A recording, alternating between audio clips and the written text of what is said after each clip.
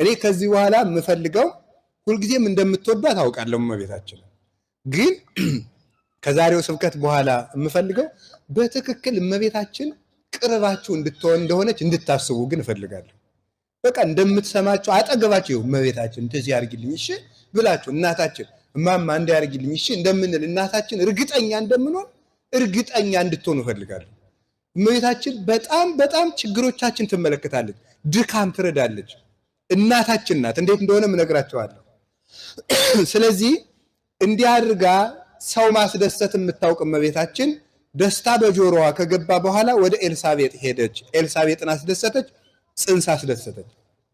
ከዚያ በኋላ ኤልሳቤጥ ደግሞ ምስጋና ጀመረች።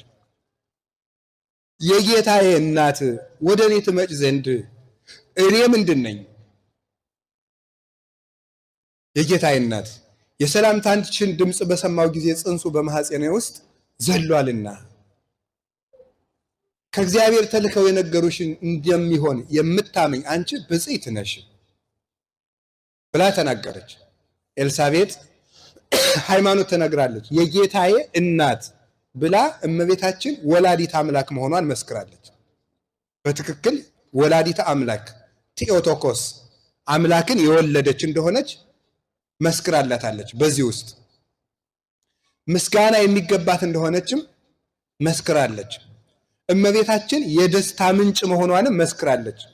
ቃልሽን የሰላምታሽን ድምፅ በሰማው ጊዜ ጽንሱ በማህፀኔ በደስታ ዘሏል ብላ እመቤታችን የደስታ ምንጭ መሆኗን ገልጻልናለች። ምስጋና እንደሚገባት ገለጠች። የአምላክ እናት መሆኗን ገለጠች። የደስታ ምንጭ መሆኗን ገለጠች። የዚህ ጊዜ እመቤታችን ይሄንን ስትሰማ ምን እንዳደረገች ታውቃላችሁ?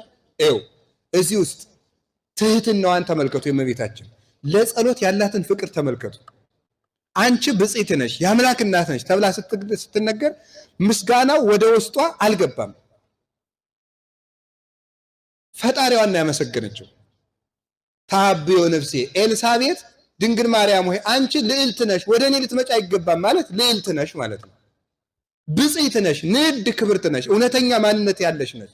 የማንነት መጨረሻ ያልሽው አንቺ ነሽ፣ ከሰው ዘር አምላክን የወለድሽ ነሽ ስትላት ይሄ ሁሉ ምስጋና መደሰን ትትንታ ነፍሴ እግዚአብሔርን ታከብረዋለች፣ መንፈሴ በመድኃኒቴ በእግዚአብሔር ደስ ይላታል። በዚህ ምስጋና ሳይሆን የምደሰተው ምስጋናን እንደማትፈልግ ነገረችን።